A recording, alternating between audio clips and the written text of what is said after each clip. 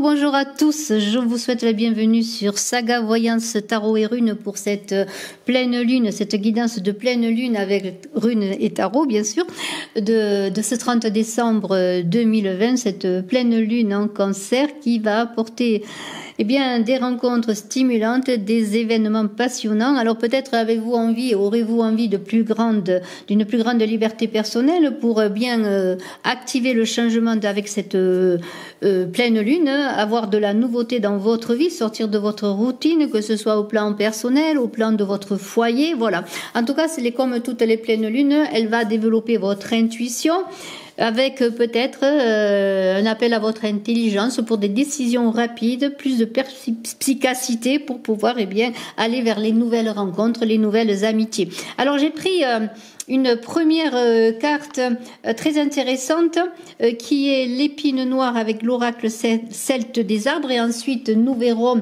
avec Agalas, avec Tourisas et avec Manas, les énergies de cette pleine lune du 30 décembre qui est presque le passage avec la Saint-Sylvestre du lendemain à l'année 2021. Bien sûr, une pleine lune aura dans les 15 premiers jours, à partir du 30 décembre, de grandes influences. Alors, je vous invite, si ce n'est fait, à vous abonner sur Saga Voyance Tarot et Runes. Je vous invite également à me suivre, et c'est en description sous la vidéo, sur mon autre chaîne Images de l'âme, et aussi à me suivre sur Odyssée, et je vous en remercie. Alors, on va parler tout de suite de cette épine noire, qui est un arbre hivernal, c'est un arbre aux fruits appelé prunelle. Alors, il y a des fleurs blanches, c'est un arbre dont les fleurs s'ouvrent souvent avant l'apparition des feuilles, et c'est un arbre qui parle de l'hiver, de froid, d'un printemps froid, d'un hiver à épines noires. Alors, cette épine noire et cette carte qui parle de cet arbre, ça représente une force d'action. C'est aussi le destin, si on y croit ou on n'y croit pas bien sûr, mais c'est le destin qui nous entraînerait, je pourrais dire, par des influences extérieures sur la vie, le mouvement, le voyage. Et c'est bien de cela qu'il s'agit avec cette pleine lune en Cancer, de mouvement d'action rapide. Alors, peut-être il va y avoir des changements inattendus, des difficultés quant à vos projets. C'est là qu'il va falloir être perspicace, faire appel aussi à votre intelligence, mais aussi à votre intuition pour prendre des décisions rapides. Si par hasard il y avait un échec sur un projet, sur quelque chose, pour pouvoir rebondir. C'est un peu cela. Alors, de toute façon, il n'y a jamais rien de positif ni de négatif. Il faut toujours considérer bien plutôt le verre à moitié plein qu'à moitié vide. Même si vous entrez avec cette épine noire dans une période un peu difficile, parce que sur l'épine noire, si on s'assoit, on se pique. Voilà, c'est un peu cela. Alors, il faut essayer d'être positif, ne pas être dans un point de vue négatif, même si les événements semblent se dérouler de façon négative. Et peut-être essayer de faire face à vos difficultés sans ressentiment, sans entêtement. Cela finirait par avoir un effet boomerang et à vous nuire. Pourtant, si vous acceptez peut-être les choses de bon cœur, en pensant que si elles arrivent, c'est pour aller ensuite vers quelque chose de meilleur et d'un renouveau, notamment sur le plan spirituel, il est possible que vous arriviez à prendre une autre direction, à saisir des occasions nouvelles, et c'est là que cette pleine lune peut apporter de nouvelles rencontres, de nouvelles amitiés, de nouveaux projets. Si vous sortez peut-être d'un état négatif qui n'est passager, que si vous engagez tout de suite comme une phase de renouvellement, que vous mettiez le pied à l'étrier. Alors, quelle que soit la situation qui soit peut-être très dure, on est dans l'hiver, c'est le moment aussi de la méditation, de la réflexion, du repos aussi, de prendre le temps, mais en même temps, que ne soit pas un temps d'inaction. Alors, on a le temps de réfléchir, de se poser, oui, mais pour préparer quelque chose de nouveau, et ne pas aller dans la froidure de l'hiver, mais plutôt penser à cet hiver qui maintenant commence à nous donner de plus en plus de lumière au quotidien.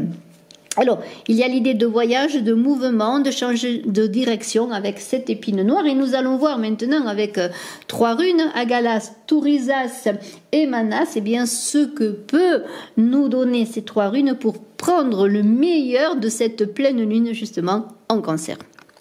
Alors tout d'abord avec Agalas, c'est l'arcane sans nom qui est l'arcane du tarot qui correspond à Agalas. Eh bien, on est dans presque, je dirais, un peu le côté encore de l'ombre.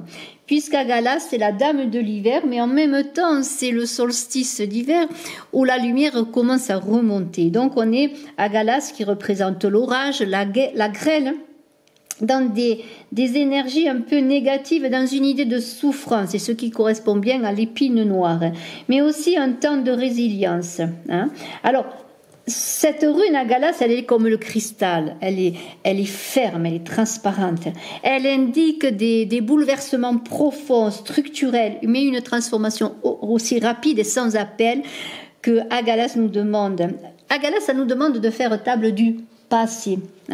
C'est la conjonction, la correspondance plutôt avec cet arcane sans nom qui est un arcane de transformation et de renaissance en même temps. Alors parfois cette renaissance se fait dans la douleur, comme un accouchement, mais c'est un renouveau, un moyen de créativité nouvelle. On est dans la capacité de se transformer face aux épreuves de la vie en sagesse, mais aussi on est aussi dans l'idée d'une inaction qui pourrait être néfaste. Alors, il ne s'agit pas d'être dans une transformation douloureuse, dans une déstructuration, mais plutôt dans un renouveau pour une construction nouvelle.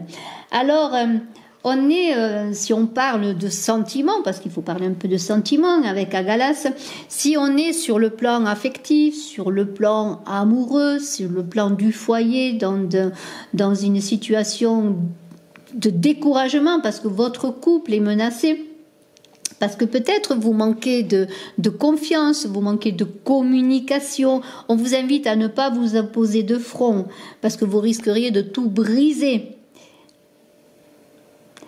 On est sur le plan des sentiments, dans l'idée que peut-être, eh bien, vous ne savez pas tout ce que vous voulez, et c'est là qu'il faut vraiment engager ce courant, cette fluidité, comme Agalas qui est associé à l'hiver, qui est la graine, mais qui évoque aussi l'eau qui passe de l'état solide, ensuite qui passera à l'état liquide. Même maintenant, si la situation semble solide, solidifiée, indestructible, eh bien, il y a des possibilités que le courant passe avec plus de fluidité, que la communication se passe. On est dans l'idée aussi que le passé a un impact important sur le présent. Alors, eh bien, Agalas, elle va vous aider à structurer des fondations solides pour faire face justement aux tempêtes, à ces difficultés pour un renouveau, comme le beau temps succède à la pluie. Sur le plan professionnel, si par hasard vous avez été licencié, si vous avez des difficultés à trouver un travail, eh bien, peut-être prenez le temps du repos, peut-être de la solitude aussi, pour repartir, pour vous restructurer, pour vous ressourcer, pour reprendre du courage, de l'énergie et avec réalisme, peut-être prendre conseil aussi auprès de personnes d'expérience. Vous vous en sortirez, Alors maintenant, eh bien, nous allons voir Tourisas. Tourisas, c'est la force. Nous allons voir cette force avec cet arcane extraordinaire et nous allons voir, eh bien, quelle est cette force que l'on peut puiser dans cet arcane magnifique. Tourisas, c'est l'épine. On a parlé d'épine, l'épine noire, c'est le géant, c'est le marteau, mais c'est aussi le diable dans le tarot de Marseille. C'est une carte de l'homme fort. Et on verra ensuite que l'on a Manas, qui est l'homme. Alors, c'est la rune du dieu Thor. Nous avons là une rune masculine, une force brute, une énergie d'action et de combat et de courage. Ce courage que l'on vous demande d'avoir avec Agalas dans le repos, peut-être dans la méditation et dans le silence. On est dans une rune de protection. Alors on est dans la stratégie et la résistance. Eh bien, c'est cela qu'il faut pour réussir avec cette pleine lune qui va bouleverser beaucoup de choses, qui va engager du renouveau. Alors, il y a de la violence dans Tourisas. Mais on insiste avec cette rune Tourisas sur l'énergie nécessaire pour relier l'intérieur et l'extérieur par l'effort et par l'endurance. Et alors c'est bien sûr ce qu'évoque la carte du diable, où il y a des énergies positives à faire émerger de cet arcane, qui est un censeur, un gardien. Le diable, il garde, il est dans l'inconscient, il est comme des barrières qui sont en vous, que parfois vous ne voyez pas, vous ne soupçonnez pas, et c'est à vous bien de faire que ce diable se transforme en service auprès de vous, en serviteur, non pas en censeur, et en serviteur que vous pouvez être pour les autres. Donc, il y a une idée avec Tourisas, ou Tourne, on l'appelle Tourisas, Tourne, de stimulation lorsque le découragement s'en vient. Et c'est là qu'il faut être conscient justement de cet inconscient primitif qui nous limite, qui nous frustre. Hein. Alors, on est dans l'idée d'une arme puissante, puisque avec cette rune, on a le marteau de Thor, qui protège face au chaos, aux destructions, aux difficultés que vous pouvez connaître.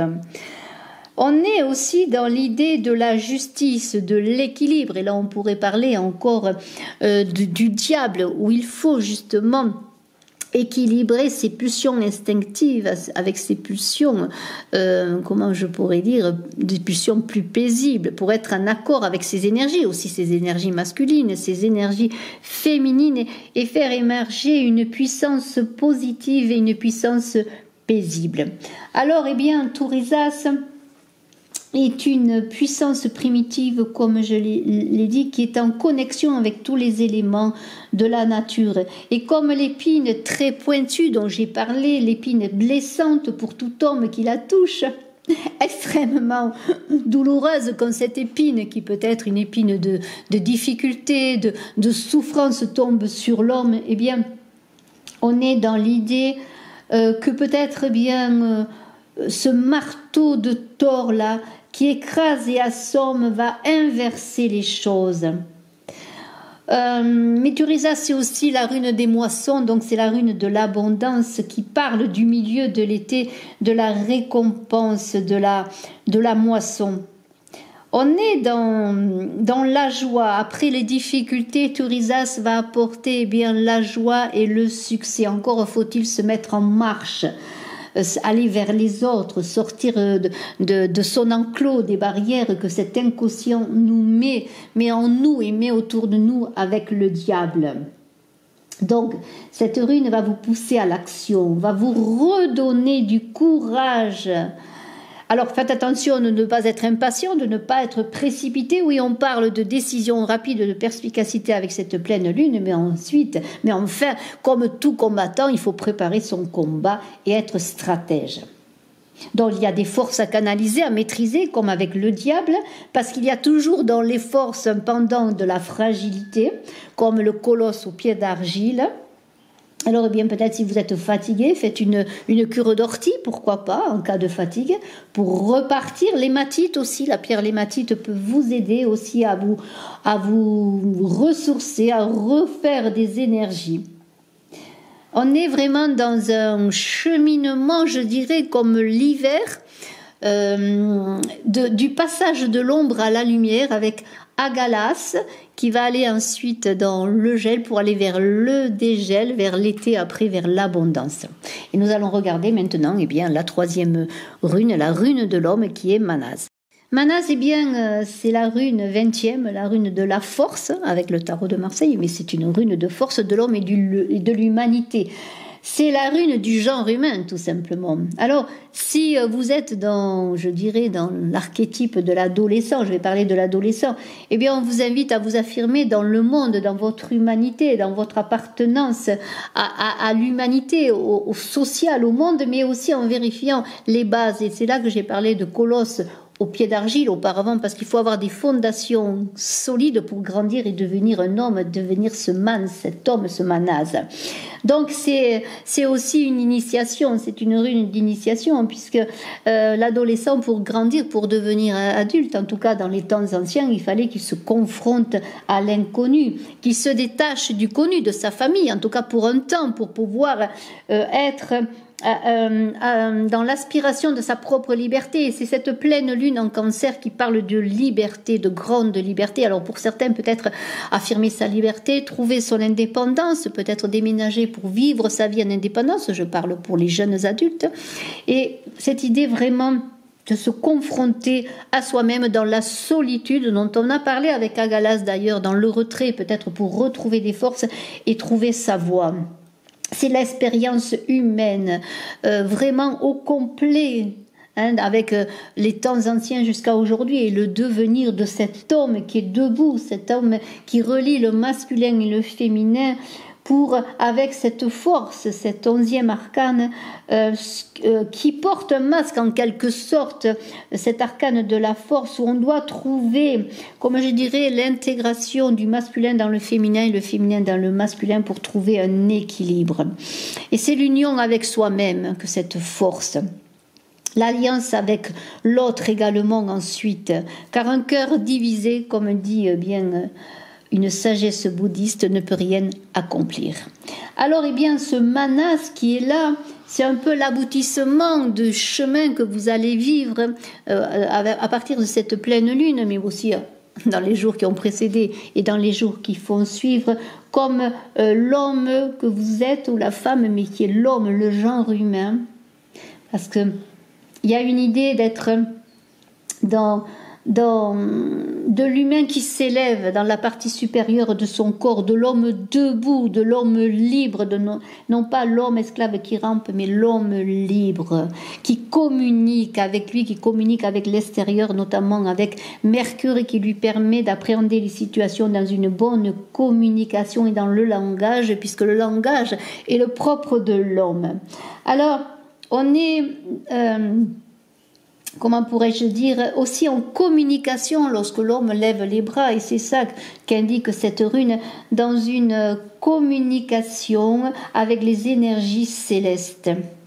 On vous demande d'expérimenter avec Manas et votre connexion au divin pour trouver votre unité, c'est-à-dire l'union entre le microcosme qui est l'homme et le macrocosme qui est l'univers. Donc c'est une invitation à son ouverture, à sa divination divine intérieure, à faire appel à l'intuition, comme cette pleine lune va exacerber l'intuition.